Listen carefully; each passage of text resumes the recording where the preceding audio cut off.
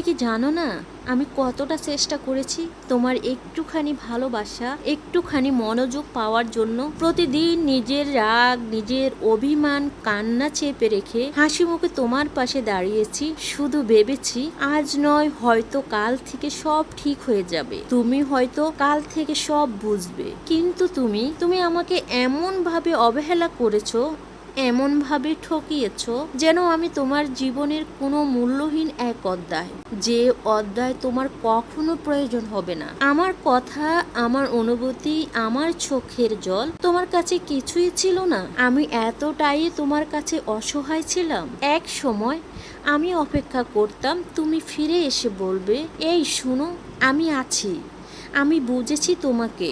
কিন্তু সেই দিনটা আর এলো না, সেই দিনটা আমার জন্য আর কখনো আসবে না। তুমি তোমার জগৎ নিয়ে ব্যস্ত হয়ে গেলে, আর আমি হারিয়ে গেলাম আমার নিজের এক নীরবতায়। আজ আমি জানি তোমাকে ছেড়ে যাওয়ার শত বছর পরেও তোমাকে একবার দেখার ইচ্ছেও হবে না আমার, কারণ তুমি আমাকে এমন ভাবে ভেঙেছো যে তোমার ছায়াটাকেও এখন আর আমার ভয় লাগে না। তবুও আমি বলতে পারি আমি তোমাকে ভালোবেসেছিলাম, মন প্রাণ উজাড় করে ভালোবেসেছিলাম। তোমার যত্নে, তোমার ভালোবাসায়, শান্তিতে তোমার পৃথিবী ভরিয়ে দিতে চেয়েছিলাম। তোমার জীবনে এখন যত সুখই আসুক না কেন, যত আলো, যত মানুষ ঘিরে থাকুক, বিশ্বাস করো আমার মতো তোমার জন্য কেউ প্রার্থনা করবে না, কেউ নিঃস্ব হয়ে তোমার পাশে থাকবে না।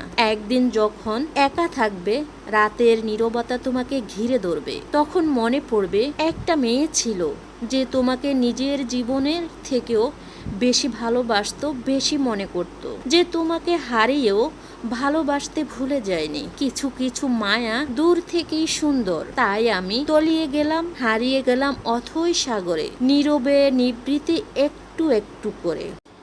আসসালামু আলাইকুম, সবাই কেমন আছেন? আজকের কথাগুলো হচ্ছে একটা আপুর মনের কথা, আর সে কথাগুলো আমাকে দিয়েই প্রকাশ করালো।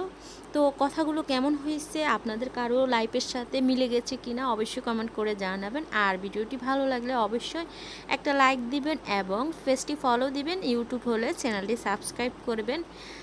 আর আমি এখানে একটা সবজি রান্না করছি চিংড়ি মাছ দিয়ে, পুঁই শাক, একদম তেল ছাড়া কীভাবে রান্না করেছি আর সেটা আপনাদের সাথে গল্পের সাথে শেয়ার করলাম।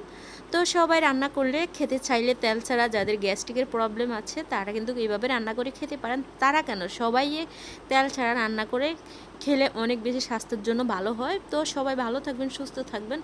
সবাইকে ধন্যবাদ জানিয়ে এখানে শেষ করছি। ওকে, আল্লাহ হাফেজ, টাটা, বাই বাই।